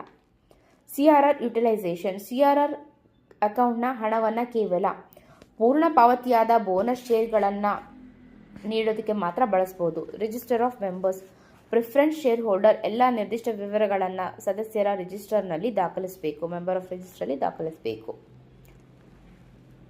ಅನ್ರಿಡೀಮಬಲ್ ಪ್ರಿಫರೆನ್ಸ್ ಶೇರ್ಸ್, ಒಂದು ವೇಳೆ ಕಂಪನಿಯು ಪ್ರಿಫರೆನ್ಸ್ ಶೇರ್ಗಳನ್ನು ಮರುಪಾವತಿ ಮಾಡೋದಕ್ಕೆ ಅಥವಾ ಲಾಭವನ್ನು ನೀಡೋದಕ್ಕೆ ಅಸಮರ್ಥರಾದರೆ ಕನಿಷ್ಠ 3/4 ಇನ್ ವ್ಯಾಲ್ಯೂ ಪ್ರಿಫರೆನ್ಸ್ ಶೇರ್ ಹೋಲ್ಡರ್ನ ಒಪ್ಪಿಗೆ ಪಡಿಬೇಕು. ಟ್ರಿಬ್ಯುನಲ್ NCLTಯಿಂದ ಅನುಮೋದನೆ ಪಡಿಬೇಕು. ಅದಾದ ನಂತರ ಹಳೆ ಪ್ರಿಫರೆನ್ಸ್ ಶೇರ್ ಹೋಲ್ಡರ್ ಪ್ಲಸ್ ಬಾಕಿ ಲಾಭಾಂಶದ ಮೊತ್ತಕ್ಕೆ ಸಮಾನಾದ ಹೊಸದಾಗಿ ಮರುಪಾವತಿ ಮಾಡಬಹುದಾದಂತಹ ಪ್ರಿಫರೆನ್ಸ್ ಶೇರ್ಗಳನ್ನು ಇಶ್ಯೂ ಮಾಡಬಹುದು. ಇದರೊಂದಿಗೆ ಹಳೆಯ ಶೇರ್ಗಳನ್ನು ಮರುಪಾವತಿ ಮಾಡಲಾಗಿದೆ ಅಂತ ಭಾವಿಸಲಾಗುತ್ತೆ. ಡಿಸೆಂಟಿಂಗ್ ಶೇರ್ ಹೋಲ್ಡರ್ಸ್ಗೆ, ಈ ಹೊಸ ಶೇರುಗಳ ಇಶ್ಯೂಗೆ ಒಪ್ಪಿಗೆ ನೀಡದಂತಹ ವ್ಯಕ್ತಿಗಳ ಶೇರ್ಗಳನ್ನು ತಕ್ಷಣವೇ ಮರುಪಾವತಿ ಮಾಡೋದಕ್ಕೆ ಟ್ರಿಬ್ಯುನಲ್ ಆದೇಶಿಸಬಹುದು. Section 61 alteration of share capital, ಕಂಪನಿಯು ತನ್ನ ಷೇರು ಬಂಡವಾಳವನ್ನು ಕೇವಲ 5 ವಿಧಾನದ ಮೂಲಕ ಮಾರ್ಪಡಿಸಬಹುದು. Alteration by limited company. Increase authorised capital, ಕಂಪನಿಯ ಅಧಿಕೃತ ಬಂಡವಾಳವನ್ನು ಹೆಚ್ಚಿಸಬಹುದು. ಕನ್ಸಾಲಿಡೇಟ್ ಆ್ಯಂಡ್ ಡಿವೈಡ್, ತನ್ನ ಷೇರು ಬಂಡವಾಳದ ಎಲ್ಲ ಅಥವಾ ಕೆಲವು ಷೇರುಗಳನ್ನು ಒಟ್ಟುಗೂಡಿಸಿ ದೊಡ್ಡ ಮೊತ್ತದ ಷೇರುಗಳಾಗಿ ವಿಭಜಿಸಬಹುದು. ಕನ್ವರ್ಟ್ ಇಂಟು ಸ್ಟಾಕ್, ಪೂರ್ಣ ಪಾವತಿಯಾದಂತಹ ಶೇರುಗಳನ್ನು ಸ್ಟಾಕ್ನ ಶೇರ್ ಆಗಿ ಕನ್ವರ್ಟ್ ಮಾಡಬಹುದು. ಸಬ್ ಡಿವೈಡ್, ತನ್ನ ಷೇರುಗಳನ್ನು ಸಣ್ಣ ಮೊತ್ತದ ಶೇರುಗಳಾಗಿ ವಿಭಜಿಸಬಹುದು. ಕ್ಯಾನ್ಸಲ್ ಅನ್ಸಬ್ಸ್ಕ್ರೈಬ್ಡ್ ಶೇರ್ಸ್, ಸಾರ್ವಜನಿಕರು ಖರೀದಿಸಿದ ನಾಟ್ ಬೀನ್ ಟೇಕನ್ ಶೇರ್ಗಳನ್ನ ರದ್ದುಗೊಳಿಸುವುದು ಮತ್ತು ಅದರ ಮೂಲಕ ಬಂಡವಾಳದ ಮೊತ್ತವನ್ನು ಕಡಿಮೆ ಮಾಡಬಹುದು. ಜನರಲ್ ರೂಲ್, AOAನ ಅಥಾರಿಟಿ, ಬಂಡವಾಳ ಮಾರ್ಪಡಿಸಲು ಕಡ್ಡಾಯವಾಗಿ AOAನಲ್ಲಿ ಅನುಮತಿ ಇರಬೇಕು. ರೆಸಲ್ಯೂಷನ್, ಜನರಲ್ ಮೀಟಿಂಗ್ನಲ್ಲಿ ಆರ್ಡಿನರಿ ರೆಸಲ್ಯೂಷನ್ ಪಾಸ್ ಮಾಡಬೇಕು. ನಾಟ್ ರಿಡಕ್ಷನ್, ಈ ಸೆಕ್ಷನ್ ಅಡಿಯಲ್ಲಿ ಶೇರ್ಗಳನ್ನು ರದ್ದುಗೊಳಿಸುವುದು. ಕ್ಯಾನ್ಸಲೇಷನ್ ಆಫ್ ಶೇರ್ಸ್, ಬಂಡವಾಳದ ಕಡಿತ. ರಿಡಕ್ಷನ್ ಆನ್ ಶೇರ್ ಕ್ಯಾಪಿಟಲ್ ಅಂತ ಪರಿಗಣಿಸಲಾಗುವುದಿಲ್ಲ. ಪ್ರಪೋರ್ಷನ್ ಮೇಂಟೈನ್, ಶೇರ್ಗಳನ್ನು ಸಣ್ಣ ಮೊತ್ತದ ಶೇರ್ಗಳಾಗಿ ವಿಭಜಿಸಬೇಕಾದರೆ ಪಾವತಿಯಾದ ಮತ್ತು ಪಾವತಿಯಾಗದ ಹಣದ ನಡುವಿನ ಅನುಪಾತವು ಮೊದಲಿನಂತೆಯೇ ಇರಬೇಕು. ನೋಟಿಸ್ ಟು ROC, ಬದಲಾವಣೆ ನಡೆದ 30 ದಿನದ ಒಳಗಾಗಿ ಫಾರ್ಮ್ SS7 ಮೂಲಕ ROCಗೆ ನೋಟಿಸ್ ನೀಡಬೇಕು. Section 62 further issue share capital, ಕಂಪನಿಯು ಹೊಸದಾಗಿ ಶೇರ್ಗಳನ್ನು ಇಶ್ಯೂ ಮಾಡುವಾಗ 3 ವಿಧಾನಗಳನ್ನ ಬಳಸಬಹುದು. Right issue, offer to existing shareholders, ಹಾಲಿ ಇರುವ ಎಕ್ಸಿಸ್ಟಿಂಗ್ ಇರುವ ಈಕ್ವಿಟಿ ಶೇರ್ ಹೋಲ್ಡರ್ಗೆ ಅವರು ಹೊಂದಿರುವ ಷೇರುಗಳ ಅನುಪಾತದಲ್ಲಿ ಹೊಸ ಶೇರುಗಳ ಆಫರ್ ನೀಡಲಾಗುತ್ತೆ. ಆಫರ್ ಪೀರಿಯಡ್, ಆಫರ್ ಅವಧಿಯು ಕನಿಷ್ಠ 15 ದಿನಗಳು ಮತ್ತು ಗರಿಷ್ಠ 30 ದಿನಗಳು ಇರಬೇಕು. ಸೊ ನಿಯಮದ ಪ್ರಕಾರ 7 ದಿನ ಅಂತಿದೆ. ಡೀಮ್ ಡಿಕ್ಲೈನ್, ನಿಗದಿತ ಅವಧಿಯೊಳಗೆ ಆಫರ್ ಸ್ವೀಕರಿಸ್ತಿದ್ರೆ ಅದನ್ನು ತಿರಸ್ಕರಿಸಲಾಗಿದೆ ಅಂತ ಭಾವಿಸಲಾಗುತ್ತೆ. ರೈಟ್ ಟು ರಿನೌನ್ಸ್, AOAನಲ್ಲಿ ಬೇರೆ ನಿಯಮವಿಲ್ಲದೆ ಇದ್ದರೆ ಷೇರುದಾರರು ತಮ್ಮ ಹಕ್ಕನ್ನು ಬೇರೆಯವರ ಪರವಾಗಿ ಬಿಟ್ಟುಕೊಡಬಹುದು. Disposal by board of director, offer ಅವಧಿ ಮುಗಿದ ನಂತರ ಅಥವಾ ಷೇರುದಾರರು ನಿರಾಕರಿಸಿದ ನಂತರ ಬೋರ್ಡ್ ಆಫ್ ಡೈರೆಕ್ಟರ್ಸ್ ಆ ಶೇರ್ಗಳನ್ನ ಕಂಪನಿ ಮತ್ತು ಶೇರ್ ಹೋಲ್ಡರ್ಗೆ ನಷ್ಟವಾಗದ ರೀತಿಯಲ್ಲಿ ತಮ್ಮ ವಿವೇಚನೆಗೆ ತಕ್ಕಂತೆ ಯಾರಿಗಾದರೂ ಮಾರಾಟ ಮಾಡಬಹುದು. ನೋಟಿಸ್, ಇಶ್ಯೂ ಪ್ರಾರಂಭವಾಗುವ ಕನಿಷ್ಠ 3 ದಿನ ಮುಂಚಿತವಾಗಿ ನೋಟಿಸ್ ಕಳಿಸಬೇಕು. ಪ್ರೈವೇಟ್ ಕಂಪನಿ ಎಕ್ಸೆಪ್ಷನ್, ಪ್ರೈವೇಟ್ ಕಂಪನಿಯಲ್ಲಿ 90% ಶೇರ್ ಹೋಲ್ಡರ್ಸ್ ಒಪ್ಪಿಗೆ ನೀಡಿದರೆ ಈ 3 ದಿನಗಳಿಗಿಂತ ಕಡಿಮೆ ಅವಧಿಯ ನೋಟಿಸ್ ಕೂಡ ಮಾನ್ಯವಾಗುತ್ತೆ. Employee stock option plan ESOP approval, private company ಅಥವಾ IFSC ಪಬ್ಲಿಕ್ ಕಂಪನಿ ಆಗಿದ್ದರೆ ಆರ್ಡಿನರಿ ರೆಸಲ್ಯೂಷನ್ ಸಾಕು. ಇತರ ಕಂಪನಿಗಳಾದರೆ ಸ್ಪೆಷಲ್ ರೆಸಲ್ಯೂಷನ್ ಪಾಸ್ ಮಾಡಬೇಕು. ವೆಸ್ಟಿಂಗ್ ಪೀರಿಯಡ್, ಷೇರುಗಳ ಹಕ್ಕು ಸಿಗಲು ಕನಿಷ್ಠ 1 ವರ್ಷದ ಕಾಯುವಿಕೆ ಅವಧಿ, ಮಿನಿಮಮ್ 1 ಇಯರ್ ವೆಸ್ಟಿಂಗ್ ಪೀರಿಯಡ್ ಇರಬೇಕು. ಕಂಪನಿ ಫ್ರೀಡಮ್, ಎಕ್ಸಸೈಸ್ ಬೆಲೆ ಮತ್ತು ಲಾಕ್-ಇನ್ ಅವಧಿಯನ್ನು ನಿರ್ಧರಿಸುವ ಸ್ವಾತಂತ್ರ್ಯ ಕಂಪನಿಗೆ ಇರುತ್ತೆ. No right before exercise, option ಬಳಸುವವರಿಗೆ ಅನ್ಲೆಸ್ ಆಪ್ಷನ್ ಆರ್ ಎಕ್ಸಸೈಸ್ಡ್ ಯಾವುದೇ ಮತದಾನ ಅಥವಾ ಲಾಭಾಂಶದ ಹಕ್ಕು ಇರೋದಿಲ್ಲ. ನಾನ್ ಟ್ರಾನ್ಸ್ಫರಬಲ್, ESOP ಆಪ್ಷನ್ಗಳನ್ನು ಬೇರೆಯವರಿಗೆ ವರ್ಗಾಯಿಸಲು ಆಗೋದಿಲ್ಲ. ನೋ ಪ್ಲೆಜ್, ಇವುಗಳನ್ನು ಅಡಮಾನ, ಪ್ಲೆಜ್ ಅಥವಾ ಐಪೋಥಿಕೇಟ್ ಮಾಡುವಂತಿಲ್ಲ. ಎಂಪ್ಲಾಯಿ ಓನ್ಲಿ, ಕಂಪನಿಯ ಉದ್ಯೋಗಿಗಳನ್ನು ಹೊರತುಪಡಿಸಿ ಬೇರೆ ಯಾವುದೇ ವ್ಯಕ್ತಿಗೆ ಇದು ಲಭ್ಯ ಇರೋಲ್ಲ. ಸ್ಪೆಷಲ್ ಕೇಸಸ್, ಡೆತ್, ಎಲ್ಲ ಆಪ್ಷನ್ಗಳು ತಕ್ಷಣವೇ ಅವರ ಕಾನೂನುಬದ್ಧ ವಾರಸುದಾರರಿಗೆ ಲೀಗಲ್ ಹೈಯರ್ಸ್ಗೆ ಸೇರ್ತವೆ. ಪರ್ಮನೆಂಟ್ ಇನ್ಕೆಪಾಸಿಟಿ, ಆಪ್ಷನ್ಗಳು ಅದೇ ದಿನದಂದು ಉದ್ಯೋಗಿಗೆ ಹಸ್ತಾಂತರವಾಗ್ತವೆ. ರೆಸಿಗ್ನೇಷನ್ ಆರ್ ಇನ್ ಟರ್ಮಿನೇಷನ್ ಕೇಸಸ್, ಎಲ್ಲ ಬಳಸದ ಆಪ್ಷನ್ಗಳು ತಕ್ಷಣವೇ ರದ್ದಾಗ್ತವೆ. ಮರ್ಜರ್ ಕೇಸಸ್, ಕಂಪನಿ ವಿಲೀನ ಅಥವಾ ವಿಭಜನೆ ಸಂದರ್ಭದಲ್ಲಿ ಹಳೆಯ ಕಂಪನಿಯಲ್ಲಿದ್ದ ಸೇವಾ ಅವಧಿಯನ್ನು ಪರಿಗಣಿಸಿ ಹೊಂದಾಣಿಕೆ ಮಾಡಬೇಕು. ಪ್ರಿಫರೆನ್ಷಿಯಲ್ ಅಲಾಟ್ಮೆಂಟ್, ಯಾವುದೇ ನಿರ್ದಿಷ್ಟ ವ್ಯಕ್ತಿಗೆ ಶೇರ್ಗಳನ್ನು ಆಫರ್ ಮಾಡಬಹುದು. ಇದಕ್ಕೆ ಜನರಲ್ ಮೀಟಿಂಗ್ನಲ್ಲಿ SR ಪಾಸ್ ಮಾಡಬೇಕು. ಇದನ್ನು ಕ್ಯಾಶ್ ರೂಪದಲ್ಲಿ ಅಥವಾ ನಗದು ರೂಪದಲ್ಲಿ ಪ್ರತಿಫಲಕ್ಕಾಗಿ ಕನ್ಸಿಡರೇಷನ್ ಅದರ್ ದನ್ ಕ್ಯಾಶ್ ನೀಡಬಹುದು. ವ್ಯಾಲ್ಯೂಯರ್, ನಗದು ರಹಿತ ಪ್ರತಿಫಲವಾಗಿದ್ದರೆ ಅದರ ಬೆಲೆಯನ್ನು ರಿಜಿಸ್ಟರ್ಡ್ ವ್ಯಾಲ್ಯೂಯರ್ ನಿರ್ಧರಿಸಬೇಕು. ಎಕ್ಸೆಪ್ಷನ್ ಟು SR, ಸರ್ಕಾರದಿಂದ ಪಡೆದ ಸಾಲ ಅಥವಾ ಡಿಬೆಂಚರ್ಗಳನ್ನು ಕಂಪನಿಯ ಶೇರ್ಗಳಾಗಿ ಪರಿವರ್ತಿಸುವಾಗ ಇಶ್ಯೂ ಮಾಡೋ ಸಮಯದಲ್ಲಿಯೇ ಆ ಸಾಲದ ಷರತ್ತುಗಳಿಗೆ ಕಂಡೀಷನ್ಸ್ಗೆ SR ಮೂಲಕ ಒಪ್ಪಿಗೆ ಪಡೆದಿದ್ದರೆ ನಂತರ ಪರಿವರ್ತನೆಗೆ ಮತ್ತೆ ಸೆಕ್ಷನ್ 62ನ ಅಗತ್ಯ ಇರಲ್ಲ. Government order for conversion, public interest, ಸಾರ್ವಜನಿಕ ಹಿತಾಸಕ್ತಿ ದೃಷ್ಟಿಯಿಂದ ಅಗತ್ಯವಂತ ಕಂಡು ಬಂದರೆ ಕೇಂದ್ರ ಸರ್ಕಾರ ತಾನು ನೀಡಿದ ಸಾಲ ಅಥವಾ ಡಿಬೆಂಚರ್ಗಳನ್ನ ಕಂಪನಿ ಶೇರ್ಗಳಾಗಿ ಪರಿವರ್ತಿಸೋಕೆ ಆದೇಶಿಸಬಹುದು. ಟರ್ಮ್ಸ್, ಪರಿವರ್ತನೆಯ ಷರತ್ತುಗಳನ್ನು ಸರ್ಕಾರನೇ ನಿರ್ಧರಿಸುತ್ತೆ. ಅದಕ್ಕೆ ಕಂಪನಿಯ ಹಣಕಾಸಿನ ಸ್ಥಿತಿ, ಫಿನಾನ್ಷಿಯಲ್ ಪೊಸಿಷನ್, ಸಾಲದ ಷರತ್ತುಗಳು ಮತ್ತು ಬಡ್ಡಿಯ ದರವನ್ನು ಪರಿಗಣಿಸಲಾಗುತ್ತೆ. NCLT ಅಪೀಲ್, ಸರ್ಕಾರದ ಈ ಪರಿವರ್ತನೆ ಆದೇಶವು ಕಂಪನಿಗೆ ಒಪ್ಪಿಗೆ ಇಲ್ಲದೆ ಇದ್ದರೆ ಆದೇಶ ಬಂದ 60 ದಿನದ ಒಳಗಾಗಿ NCLTಗೆ ಮೇಲ್ಮನವಿನ ಸಲ್ಲಿಸಬಹುದು. ಎಫೆಕ್ಟ್, ಸರ್ಕಾರದ ಈ ಆದೇಶದಿಂದಾಗಿ ಕಂಪನಿಯ ಅಧಿಕೃತ ಬಂಡವಾಳ, ಷೇರು ಬಂಡವಾಳ, ಆಥರೈಸ್ ಶೇರ್ ಕ್ಯಾಪಿಟಲ್ ಆಟೋಮೆಟಿಕ್ ಆಗಿ ಹೆಚ್ಚಾಗುತ್ತೆ ಮತ್ತು MOAನ ಬಂಡವಾಳದ ನಿಯಮ ಬದಲಾಗುತ್ತೆ. Section 63 issue of bonus shares, ಇದಕ್ಕಿರುವಂತಹ ಕಂಡೀಷನ್ಸ್, AOAನಲ್ಲಿ ಅನುಮತಿ ಇರಬೇಕು. ಬೋರ್ಡ್ ಆಫ್ ಡೈರೆಕ್ಟರ್ಸ್ ರೆಕಮೆಂಡ್ ಮಾಡಿರಬೇಕು. ಜನರಲ್ ಮೀಟಿಂಗ್ನಲ್ಲಿ ಆರ್ಡಿನರಿ ರೆಸಲ್ಯೂಷನ್ ಪಾಸ್ ಮಾಡಬೇಕು. ಬೋನಸ್ ಶೇರ್ಗಳನ್ನು ಲಾಭಾಂಶದ ಬದಲಾಗಿ ನೀಡುವ ಹಾಗಿಲ್ಲ. ಬೋರ್ಡ್ ಒಮ್ಮೆ ಬೋನಸ್ ಶೇರ್ ಇಶ್ಯೂ ಡಿಕ್ಲೇರ್ ಮಾಡಿದ್ರೆ ನಂತರ ಅದನ್ನು ಯಾವುದೇ ಕಾರಣಕ್ಕೂ ಹಿಂಪಡೆಯೋದಕ್ಕೆ ಸಾಧ್ಯ ಇಲ್ಲ. ಕೇವಲ ಪಾರ್ಟ್ಲಿ ಪೇಯ್ಡ್ ಬೋನಸ್ ಶೇರ್ಗಳಾಗಿದ್ದರೆ ಅವುಗಳನ್ನ ಮೊದಲು ಫುಲ್ಲಿ ಪೇಯ್ಡ್ ಬೋನಸ್ ಶೇರ್ಗಳಾಗಿ ಕನ್ವರ್ಟ್ ಮಾಡಬೇಕು. Sources, free reserve, security premium account, CRR account. ಇಲ್ಲಿ ಆಸ್ತಿಗಳ ಮರುಮೌಲ್ಯಮಾಪನದಿಂದ ಬಂದಂತಹ ಹಣವನ್ನು ಅಂದರೆ ರಿವ್ಯಾಲ್ಯೂಯೇಷನ್ ರಿಸರ್ವ್ನ ಬಳಸುವ ಹಾಗಿಲ್ಲ. ನೋ ಡಿಫಾಲ್ಟ್, ಕಂಪನಿಯು ಈ ಕೆಳಗಿನವುಗಳಲ್ಲಿ ಡಿಫಾಲ್ಟ್ ಮಾಡಿರಬಾರ್ದು. ಯಾವುದರಲ್ಲಿ ಅಂದರೆ ಫಿಕ್ಸ್ ಡೆಪಾಸಿಟ್ ಅಥವಾ ಡಿಬೆಂಚರ್ ಅಸಲು ಮತ್ತು ಬಡ್ಡಿಯಲ್ಲಿ ಮರುಪಾವತಿ ಮಾಡೋದ್ರಲ್ಲಿ. ನೌಕರರ ಶಾಸನಬದ್ಧ ಬಾಕಿಗಳು ಅಂದರೆ statutory dues, PF, gratuity, bonus ಇವುಗಳಲ್ಲಿ ಡಿಫಾಲ್ಟ್ ಮಾಡಿರಬಾರ್ದು. Section 64 notice to ROC for alteration of share capital.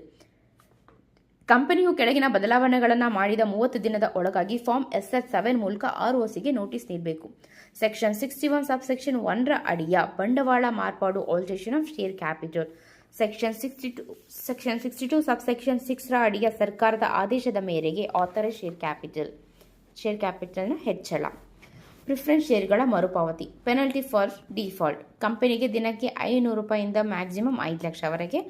Officer in ಡಿಫಾಲ್ಟ್ಗೆ ದಿನಕ್ಕೆ 500 ರೂಪಾಯಿಯಿಂದ ಮ್ಯಾಕ್ಸಿಮಮ್ 1 ಲಕ್ಷದವರೆಗೆ. Section 66 reduction of share capital. ಕಂಪನಿಯು ತನ್ನ ಷೇರು ಬಂಡವಾಳವನ್ನು ಕಡಿಮೆ ಮಾಡುವ ವಿಧಾನ ಮತ್ತು ನಿಯಮಗಳು. ಮ್ಯಾನರ್ ಆಫ್ ಕ್ಯಾಪಿಟಲ್ ರಿಡಕ್ಷನ್, ಷೇರುಗಳ ಮೇಲೆ ಇನ್ನೂ ಪಾವತಿಯಾಗದ ಬಾಕಿ ಹಣದ ಹೊಣೆಗಾರಿಕೆಯನ್ನು ಕಡಿಮೆ ಮಾಡೋದು ಅಥವಾ ರದ್ದುಗೊಳಿಸೋದು. Extinguish or reduce liability on shares not paid up, ಆಸ್ತಿಗಳ ಮೂಲಕ ಪ್ರತಿನಿಧಿಸದ ಬಂಡವಾಳದ ರದ್ದುಗೊಳಿಸುವಿಕೆ. ಕಳೆದು ಹೋದ ಅಥವಾ ಆಸ್ತಿಗಳ ರೂಪದಲ್ಲಿ ಲಭ್ಯವಿಲ್ಲದ ಪೂರ್ಣ ಪಾವತಿಯಾದ ಬಂಡವಾಳವನ್ನು ರದ್ದುಗೊಳಿಸುವುದು. Cancel paid up share capital which is lost. Pay off paid up share capital in excess of wants, ಕಂಪನಿಯ ಅಗತ್ಯಕ್ಕಿಂತ ಹೆಚ್ಚಾಗಿರುವ ಬಂಡವಾಳವನ್ನು ಷೇರುದಾರರಿಗೆ ಮರಳಿ ಪಾವತಿಸುವುದು. ಒಂದು ನೋಟ್ ಇದೆ, ಸೆಕ್ಷನ್ 68ರ ಅಡಿಯ ಷೇರುಗಳ ಬೈಬ್ಯಾಕ್ಗೆ ಈ ಸೆಕ್ಷನ್ ಅನ್ವಯಿಸುವುದಿಲ್ಲ. ಪ್ರೊಸೀಜರ್, ಜನರಲ್ ಮೀಟಿಂಗ್ನಲ್ಲಿ ಸ್ಪೆಷಲ್ ರೆಸಲ್ಯೂಷನ್ ಪಾಸ್ ಮಾಡಬೇಕು. ಅನುಮೋದನೆಗಾಗಿ ಟ್ರಿಬ್ಯುನಲ್ NCLTಗೆ ಅರ್ಜಿ ಸಲ್ಲಿಸಬೇಕು. ಟ್ರಿಬ್ಯುನಲ್ ಈ ಅರ್ಜಿಯ ನೋಟಿಸನ್ನು ಸೆಂಟ್ರಲ್ ಗವರ್ಮೆಂಟ್ ROC, SEBI ಮತ್ತು ಕಂಪನಿಯ ಕ್ರೆಡಿಟರ್ಸ್ಗೆ ಕಳಿಸುತ್ತೆ.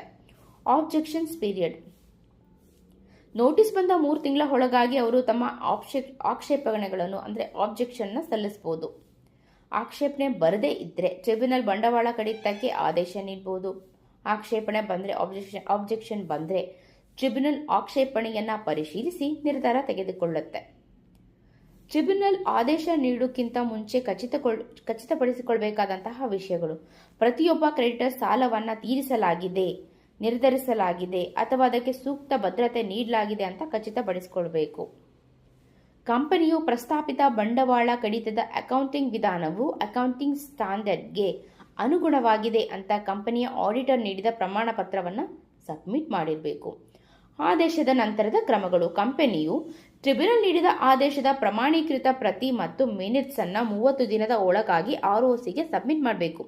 ROC ಅದನ್ನು ರಿಜಿಸ್ಟರ್ ಮಾಡಿಕೊಂಡು ದೃಢೀಕರಣ ಪತ್ರವನ್ನು ನೀಡುತ್ತೆ. Creditor protection. ಒಂದು ವೇಳೆ ಬಂಡವಾಳ ಕಡಿತದ ಸಮಯದಲ್ಲಿ ಯಾವುದೇ ಸಾಲದಾತನ ಹೆಸರನ್ನು ಅಂದರೆ ಕ್ರೆಡಿಟರ್ನ ಹೆಸರನ್ನು ಪಟ್ಟಿಲಿ ಸೇರಿಸೋದು ಬಿಟ್ಟೋಗಿದ್ರೆ ಮತ್ತು ಕಂಪನಿಯು ಆ ಸಾಲವನ್ನು ಪಾವತಿಸಲು ವಿಫಲವಾಗಿದ್ದರೆ ಆ ಸಮಯದಲ್ಲಿ ಸದಸ್ಯರಾಗಿದ್ದಂತಹ ಪ್ರತಿಯೊಬ್ಬ ವ್ಯಕ್ತಿಯು ಕಂಪನಿಯ ವೈಂಡಿಂಗ್ ಅಪ್ ಟೈಮಲ್ಲಿ ಸಾಮಾನ್ಯ ಕೊಡುಗೆದಾರರಂತೆ ಕಾಂಟ್ರಿಬ್ಯೂಟರಿ ಥರನೇ ಆ ಸಾಲವನ್ನು ತೀರಿಸೋದಕ್ಕೆ ಹಣ ನೀಡೋದಕ್ಕೆ ಬದ್ಧನಾಗಿರ್ತಾನೆ. Penalty for concealment. ಕಂಪನಿಯ ಯಾವುದೇ ಅಧಿಕಾರಿಯು ಉದ್ದೇಶಪೂರ್ವಕವಾಗಿ ಕ್ರೆಡಿಟರ್ ಹೆಸರನ್ನು ಮುಚ್ಚಿಟ್ಟಿದ್ರೆ ಅಥವಾ ಸುಳ್ಳು ಮಾಹಿತಿ ನೀಡಿದರೆ ಅವರು ಸೆಕ್ಷನ್ 447 ಅಡಿಯಲ್ಲಿ ಕ್ರಮಕ್ಕೆ ಒಳಗಾಗ್ತಾರೆ. Section 67 restriction on purchase or giving loans for purchase of shares. Own shares. ಷೇರು ಬಂಡವಾಳ ಹೊಂದಿರುವ ಯಾವುದೇ ಕಂಪನಿಯು ತನ್ನದೇ ಆದ ಷೇರುಗಳನ್ನು ತಾನೇ ಖರೀದಿಸುವಂತಿಲ್ಲ. Financial assistance restricted. ಯಾವುದೇ ಪಬ್ಲಿಕ್ ಕಂಪನಿಯು ಪ್ರತ್ಯಕ್ಷವಾಗಿ ಅಥವಾ ಪರೋಕ್ಷವಾಗಿ ತನ್ನದೇ ಆದ ಷೇರುಗಳನ್ನು ಅಥವಾ ತನ್ನ ಹೋಲ್ಡಿಂಗ್ ಕಂಪನಿಯ ಷೇರುಗಳನ್ನು ಖರೀದಿಸಲು ಯಾರಿಗೂ ಸಾಲ, ಗ್ಯಾರಂಟಿ ಅಥವಾ ಆರ್ಥಿಕ ಸಹಾಯವನ್ನು ನೀಡುವ ಹಾಗಿಲ್ಲ. ಎಕ್ಸೆಪ್ಷನ್. ಈ ಕೆಳಗಿನ 3 ಸಂದರ್ಭದಲ್ಲಿ ಆರ್ಥಿಕ ಸಹಾಯ ಫೈನಾನ್ಷಿಯಲ್ ಅಸಿಸ್ಟೆನ್ಸ್ ನೀಡಬಹುದು. ಯಾವ ಸಂದರ್ಭದಲ್ಲಿ ಅಂದರೆ, ಬ್ಯಾಂಕಿಂಗ್ ಕಂಪನಿಯು ತನ್ನ ಸಾಮಾನ್ಯ ವ್ಯವಹಾರದ ಭಾಗವಾಗಿ ಸಾಲನ ನೀಡ್ತಾ ಇದ್ರೆ lending of money for banking, money by banking company. ಷೇರುದಾರರ ಅನುಮೋದನೆಯೊಂದಿಗೆ SR ಮೂಲಕ ಕಂಪನಿ ಉದ್ಯೋಗಿಗಳ ಅನುಕೂಲಕ್ಕಾಗಿ ಟ್ರಸ್ಟ್ ಮೂಲಕ ಷೇರುಗಳನ್ನು ಖರೀದಿಸಲು ಹಣ ಒದಗಿಸಿದ್ರೆ. ಕಂಪನಿಯ ಡೈರೆಕ್ಟರ್ ಅಥವಾ KMP ಅಲ್ಲದ ಸಾಮಾನ್ಯ ಉದ್ಯೋಗಿಗಳಿಗೆ ಕಂಪನಿಯ ಷೇರುಗಳನ್ನು ಖರೀದಿಸಲು ಅವರ 6 ತಿಂಗಳ ಸಂಬಳಕ್ಕಿಂತ ಕಡಿಮೆ ಮೊತ್ತದ ಸಾಲ, loan less than 6 months salary ನೀಡಿದ್ರೆ. Power of company to purchase its own security buyback. Section 68. ಕಂಪನಿಯು ತನ್ನದೇ ಆದ ಷೇರುಗಳು ಅಥವಾ ಇತರ ಸೆಕ್ಯೂರಿಟಿಗಳನ್ನು ಮರಳಿ ಖರೀದಿಸುವುದು ಬೈಬ್ಯಾಕ್ ಅಂತ ಕರೆಯಲಾಗುತ್ತೆ. Sources of buyback. ಖರೀದಿಗೆ ಬಳಸಬಹುದಾದಂತಹ ಮೂಲಗಳು. Free reserve, security premium account, ಹೊಸದಾಗಿ ಇಶ್ಯೂ ಮಾಡಿದ ಶೇರ್ಸ್ ಅಥವಾ ಸೆಕ್ಯೂರಿಟಿ ಹಣದಿಂದ. ಆದರೆ ಅದೇ ರೀತಿಯ ಷೇರುಗಳ ಹೊಸ ಇಶ್ಯೂ ಮಾಡುವ ಹಣವನ್ನು ಬಳಸುವ ಹಾಗಿಲ್ಲ. Condition before buyback. ಇದಕ್ಕೆ AOAನಲ್ಲಿ ಅನುಮತಿ ಇರಬೇಕು. Resolution requirement. ಬೈಬ್ಯಾಕ್ ಪ್ರಮಾಣ ಒಟ್ಟು ಪೇಯ್ಡ್ ಅಪ್ ಕ್ಯಾಪಿಟಲ್ನ ಪ್ಲಸ್ ಫ್ರೀ ರಿಸರ್ವ್ನ 10% ಅಥವಾ ಅದಕ್ಕಿಂತ ಕಡಿಮೆ ಇದ್ದರೆ ಬರೀ ಬೋರ್ಡ್ ರೆಸಲ್ಯೂಷನ್ ಪಾಸ್ ಮಾಡಿದ್ರೆ ಸಾಕು. ಬೈಬ್ಯಾಕ್ ಪ್ರಮಾಣ 10%ಗಿಂತ ಹೆಚ್ಚಿದ್ರೆ ಜನರಲ್ ಮೀಟಿಂಗ್ನಲ್ಲಿ ಸ್ಪೆಷಲ್ ರೆಸಲ್ಯೂಷನ್ ಪಾಸ್ ಮಾಡಬೇಕು. Limit size. ಯಾವುದೇ ಫೈನಾನ್ಷಿಯಲ್ ಇಯರ್ ಮಾಡುವ ಒಟ್ಟು ಬೈಬ್ಯಾಕ್ ಪ್ರಮಾಣ ಒಟ್ಟು ಪೇಯ್ಡ್ ಅಪ್ ಕ್ಯಾಪಿಟಲ್ ಅಥವಾ paid up capital plus free ರಿಸರ್ವ್ನ 25%ಗಿಂತ ಹೆಚ್ಚಿರಬಾರ್ದು. ಈಕ್ವಿಟಿ ಷೇರುಗಳ ಬೈಬ್ಯಾಕ್ ಆಗಿದ್ದರೆ ಕೇವಲ ಒಟ್ಟು ಈಕ್ವಿಟಿ ಬಂಡವಾಳದ 25% ಮಿತಿ ಅನ್ವಯಿಸುತ್ತೆ. Fully paid up. ಕೇವಲ ಪೂರ್ಣ ಪಾವತಿಯಾದ ಷೇರುಗಳನ್ನು ಮಾತ್ರ ಬೈಬ್ಯಾಕ್ ಮಾಡೋದಕ್ಕೆ ಸಾಧ್ಯ. Declaration of solvency. Form SH9. Buyback ಮಾಡುವ ಮುಂಚೆ ಕಂಪನಿಯು ಕನಿಷ್ಠ 2 ಡೈರೆಕ್ಟರ್, ಅದರಲ್ಲಿ ಒಬ್ಬರು ಮ್ಯಾನೇಜಿಂಗ್ ಡೈರೆಕ್ಟರ್ ಅವರ ಸಹಿ ಮಾಡಿದ್ದ ಸಾಲದ ಸಾಮರ್ಥ್ಯ ಘೋಷಣಾ ಪತ್ರ ಡಿಕ್ಲರೇಷನ್ ಆಫ್ ಸಾಲ್ವೆನ್ಸಿ ROC ಮತ್ತು ಸೆಬಿಗೆ ಸಲ್ಲಿಸಬೇಕು. ಕಂಪನಿಯು ಮುಂದಿನ 1 ವರ್ಷದವರೆಗೆ ದಿವಾಳಿ ಆಗೋದಿಲ್ಲ ಅಂತ ಇದರಲ್ಲಿ ತಿಳಿಸಬೇಕು. ಆಫ್ಟರ್ ಬೈಬ್ಯಾಕ್ ಆದಮೇಲೆ. ಎಕ್ಸ್ಟಿಂಗ್ವಿಶ್ ಶೇರ್ಸ್. ಬೈಬ್ಯಾಕ್ ಪೂರ್ಣಗೊಂಡ 7 ದಿನಗಳ ಒಳಗಾಗಿ ಖರೀದಿಸಿದ ಷೇರುಗಳ ಪ್ರಮಾಣ ಪತ್ರವನ್ನು ಫಿಸಿಕಲಿ ಡೆಸ್ಟ್ರಾಯ್ ಮಾಡಬೇಕು. Cooling of period. ಬೈಬ್ಯಾಕ್ ಪೂರ್ಣಗೊಂಡ 6 ತಿಂಗಳ ಒಳಗಾಗಿ ಕಂಪನಿಯು ಅದೇ ಮಾದರಿಯ ಷೇರುಗಳನ್ನು ಮತ್ತೆ ಇಶ್ಯೂ ಮಾಡೋ ಹಾಗಿಲ್ಲ. Form SH11. ಬೈಬ್ಯಾಕ್ ಪೂರ್ಣಗೊಂಡ 30 ದಿನಗಳ ಒಳಗಾಗಿ ಫಾರ್ಮ್ SH11 ಮೂಲಕ ROC ಮತ್ತು ಸೆಬಿಗೆ ರಿಟರ್ನ್ ಸಲ್ಲಿಸಬೇಕು. Debt equity ratio. ಬೈಬ್ಯಾಕ್ ಆದ ನಂತರ ಕಂಪನಿಯ ಒಟ್ಟು ಸಾಲ ಮತ್ತು ಬಂಡವಾಳದ ಅನುಪಾತವು 2:1 ಇರಬೇಕು. 1ಗಿಂತ ಹೆಚ್ಚಿಗೆ ಇರಬಾರ್ದು. ಅಷ್ಟಿರ್ಬೋದು. 2:1. Manner of buyback. ಬೈಬ್ಯಾಕ್ ಅನ್ನು ಹಾಲಿ ಷೇರುದಾರ ಅಂದರೆ ಎಕ್ಸಿಸ್ಟಿಂಗ್ ಷೇರುದಾರರಿಂದ ಅನುಪಾತದ ಆಧಾರದ ಮೇಲೆ ಮುಕ್ತ ಮಾರುಕಟ್ಟೆಯಿಂದ, ಓಪನ್ ಮಾರ್ಕೆಟಿಂದ ಅಥವಾ ಉದ್ಯೋಗಿಗಳಿಗೆ ನೀಡಿದ ESOP ಷೇರುಗಳಿಂದ ಮಾಡಬಹುದು. Penalty for contravention. ಕಂಪನಿಗೆ ಕನಿಷ್ಠ 1 ಲಕ್ಷ ಹಾಗೆ maximum 3 lakh. Every officer in default ಕನಿಷ್ಠ 1 lakh maximum 3 lakh. Capital redemption reserve section 69.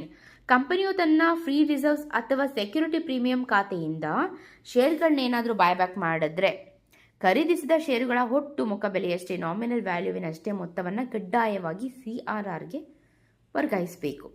ಈ ವಿವರವನ್ನು ಬ್ಯಾಲೆನ್ಸ್ ಶೀಟ್ನಲ್ಲಿ ಬಹಿರಂಗಪಡಿಸಬೇಕು.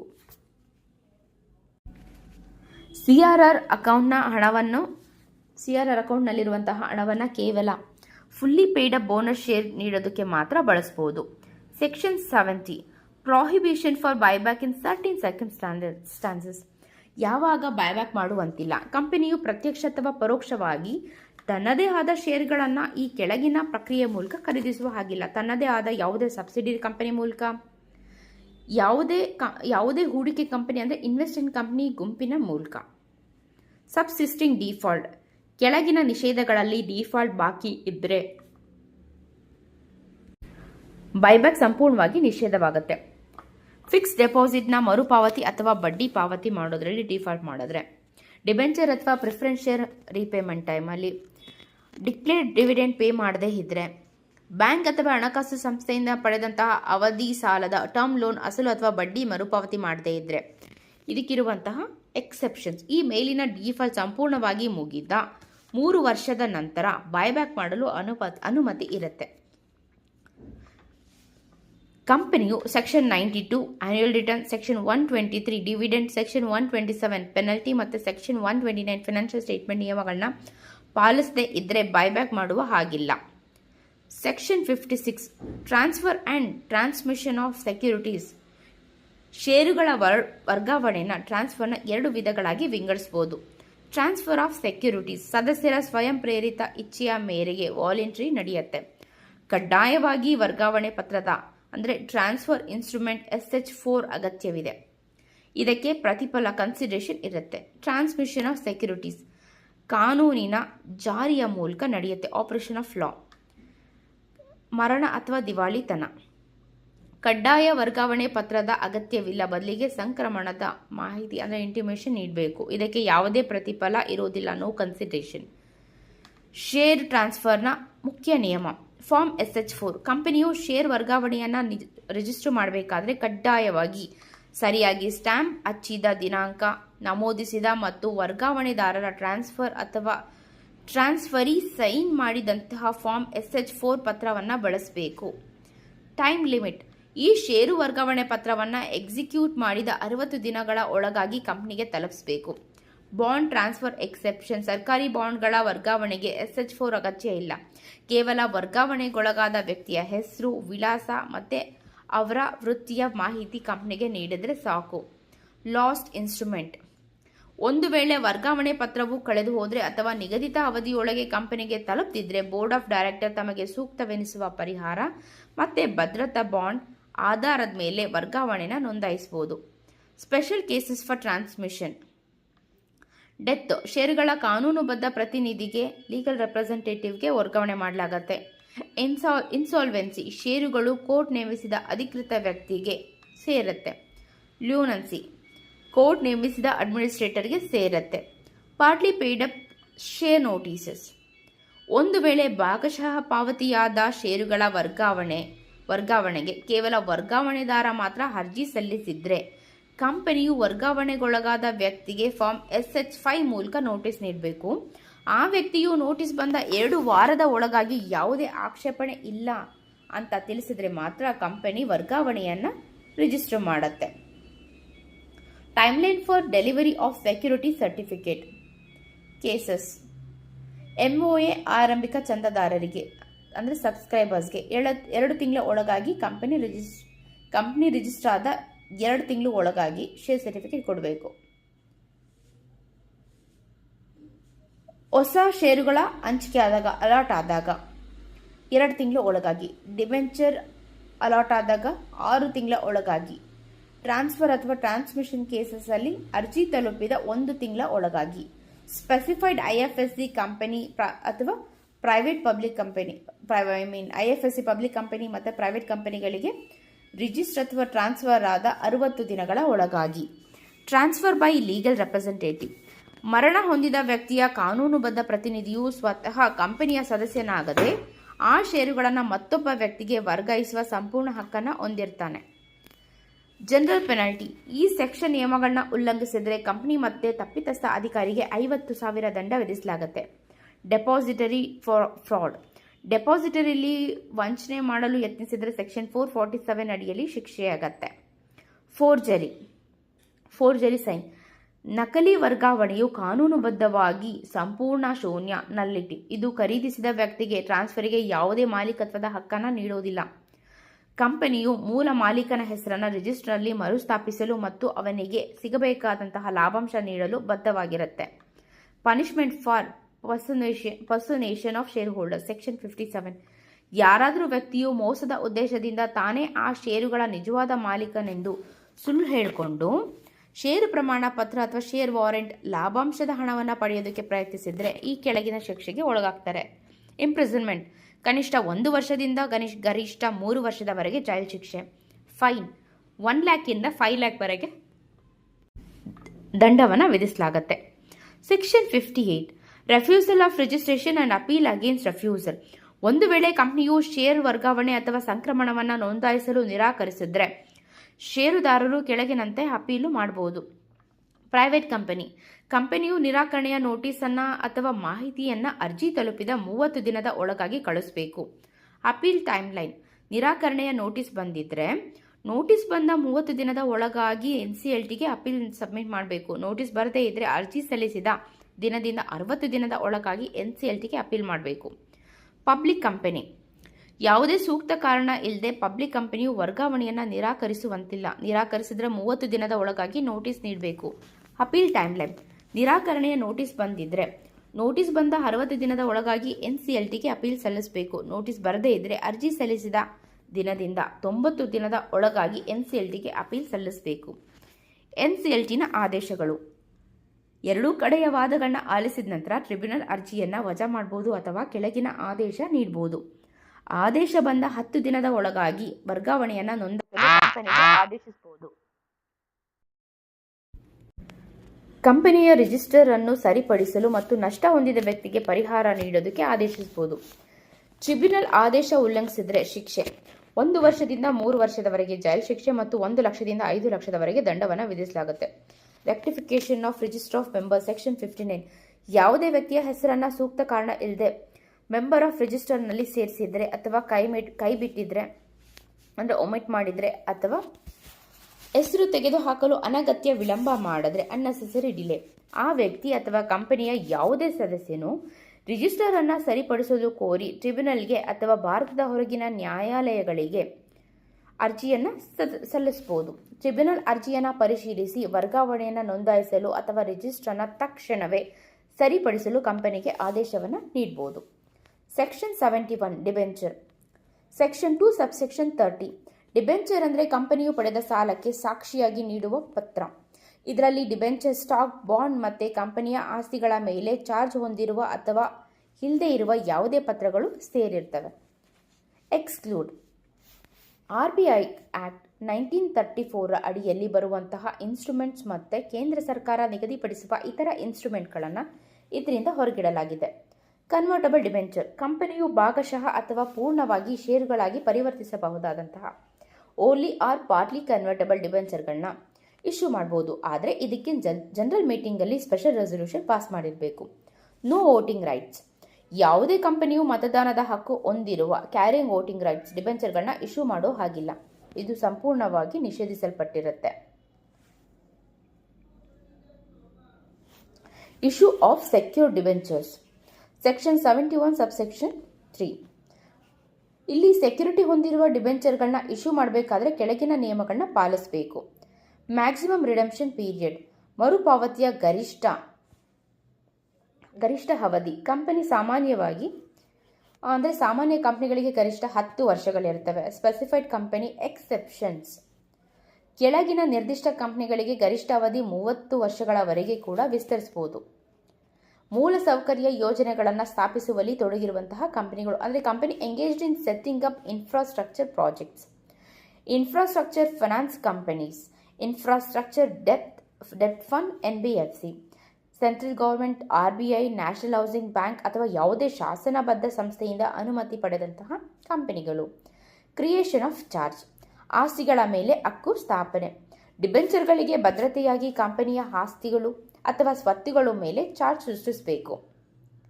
ಇಂತಹ ಆಸ್ತಿಗಳ ಮೌಲ್ಯವು ಡಿಬೆಂಚರ್ನ ಅಸಲು ಮೊತ್ತ ಮತ್ತು ಅದರ ಮೇಲಿನ ಬಡ್ಡಿಯನ್ನು ಸಂಪೂರ್ಣವಾಗಿ ಮರುಪಾವತಿ ಮಾಡಲು ಸಾಕಾಗುವಷ್ಟು ಇರಬೇಕು.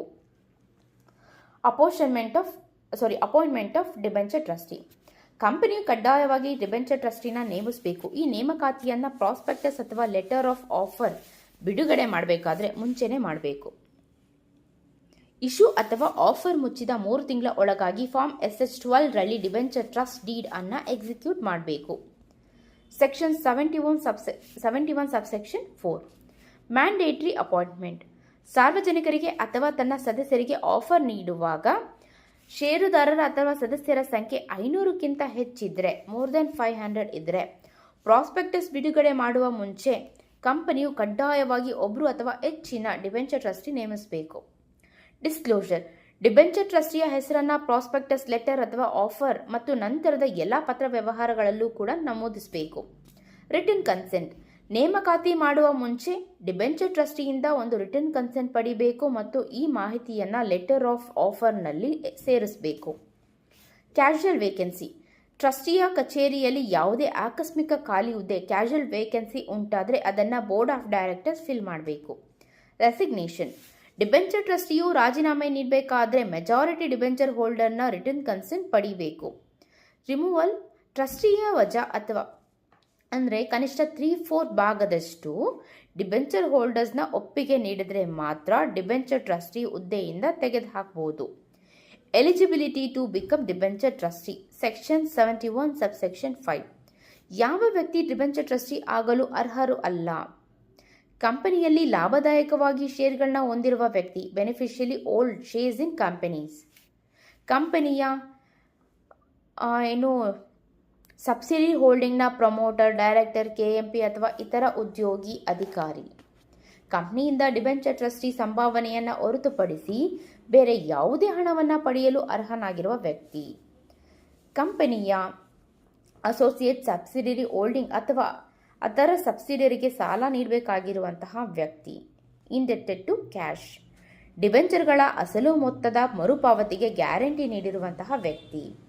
ಕಂಪನಿಯ ಪ್ರಮೋಟರ್, ಡೈರೆಕ್ಟರ್, KMP ಹತ್ತಿರದ ಸಂಬಂಧಿ, ರಿಲೇಟಿವ್. ಕಂಪನಿಯ ಜೊತೆಗೆ ಯಾವುದೇ ಆರ್ಥಿಕ ಅಥವಾ ವ್ಯವಹಾರ ಸಂಬಂಧ, ಪೆಕ್ಯುನರಿ ರಿಲೇಷನ್ ಹೊಂದಿರುವಂತಹ ವ್ಯಕ್ತಿ. ಸೀಲಿಂಗ್. ಕಳೆದ 2 ಫೈನಾನ್ಷಿಯಲ್ ಇಯರಲ್ಲಿ ಅಥವಾ ಪ್ರಸಕ್ತ ವರ್ಷದಲ್ಲಿ ಕಂಪನಿಯ ಒಟ್ಟು ಟರ್ನ್ಓವರ್ನ 2% ಅಥವಾ 50 ಲಕ್ಷ, ಇದರಲ್ಲಿ ಯಾವುದು ಕಡಿಮೆಯೋ ಅದು, ಅಥವಾ ಅದಕ್ಕಿಂತ ನಿಗದಿತ ಮೊತ್ತಕ್ಕಿಂತ ಹೆಚ್ಚಿನ ಆರ್ಥಿಕ ಸಂಬಂಧ ಇವರು ಹೊಂದಿರಬಾರ್ದು. Duties and meetings of debenture trustee.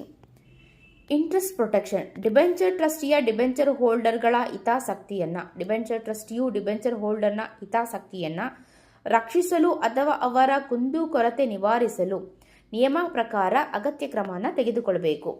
Meeting of debenture holder. Debenture ಟ್ರಸ್ಟಿಯು ಕೆಳಗಿನ ಸಂದರ್ಭದಲ್ಲಿ ಡಿಬೆಂಚರ್ ಹೋಲ್ಡರ್ಗಳ ಮೀಟಿಂಗ್ ಕರೆಯಬೇಕು. ಕನಿಷ್ಠ 1/10 ಭಾಗದಷ್ಟು ಬಾಕಿ ಇರುವಂತಹ ಡಿಬೆಂಚರ್ ಹೊಂದಿರುವ ಸದಸ್ಯರು ರಿಟರ್ನ್ ಕನ್ಸೆಂಟ್ ಮಾಡಿದರೆ ರಿಕ್ವಿಸಿಷನ್ ಇನ್ ರೈಟಿಂಗ್. ಕಂಪನಿಯು ಒಪ್ಪಂದ ನಿಯಮಗಳನ್ನ ಉಲ್ಲಂಘಿಸಿದ ಅಥವಾ ಡಿಫಾಲ್ಟ್ ಮಾಡಿದೆ ಅಂತ ಟ್ರಸ್ಟಿಗೆ ಏನಾದರೂ ಕಂಡು ಬಂದರೆ. Liability and other general provisions. Void exemption. Trust ಡೀಡ್ನಲ್ಲಿ ಟ್ರಸ್ಟಿಯನ್ನು ಜವಾಬ್ದಾರಿಯಿಂದ ಮುಕ್ತಗೊಳಿಸುವ ಅಥವಾ ವಿನಾಯಿತಿ ನೀಡುವ ಯಾವುದೇ ನಿಯಮ ಇದ್ದರೆ ಅದು ಕಾನೂನುಬದ್ಧವಾಗಿ ವಾಯ್ಡ್ ಆಗಿರುತ್ತೆ. Exception to liability. ಆದರೆ ಬಹುಸಂಖ್ಯಾತ ಮೆಜಾರಿಟಿ ಡಿಬೆಂಚರ್ ಹೋಲ್ಡರ್ ಮತ್ತು ಒಟ್ಟು ಡಿಬೆಂಚರ್ಗಳನ್ನ 3/4 ಭಾಗದಷ್ಟು ಮೌಲ್ಯದ ಸದಸ್ಯರು ಒಪ್ಪಿಗೆ ನೀಡಿದರೆ ಮಾತ್ರ ಟ್ರಸ್ಟಿಗೆ ಜವಾಬ್ದಾರಿಯಿಂದ ವಿನಾಯಿತಿ ಸಿಗುತ್ತೆ. Payment and redemption. ಕಂಪನಿಯು ಡಿಬೆಂಚರ್ಗಳ ಮೇಲಿನ ಬಡ್ಡಿಯನ್ನು ಕಡ್ಡಾಯವಾಗಿ ಪಾವತಿಸಬೇಕು ಮತ್ತು ಇಶ್ಯೂ ಮಾಡಿದ ನಿಯಮದ ಪ್ರಕಾರ ಅವುಗಳನ್ನು ರಿಡೀಮ್ ಮಾಡಬೇಕು. Specific performance. ಕಂಪನಿಯು ನಿಯಮಗಳನ್ನು ಪಾಲಿಸದಿದ್ದರೆ ಕೋರ್ಟ್ನ ಆದೇಶದ ಮೂಲಕ ಒಪ್ಪಂದವನ್ನು ಕಡ್ಡಾಯವಾಗಿ ಜಾರಿಗೆ ತರಬಹುದು. Special resolution for borrowing.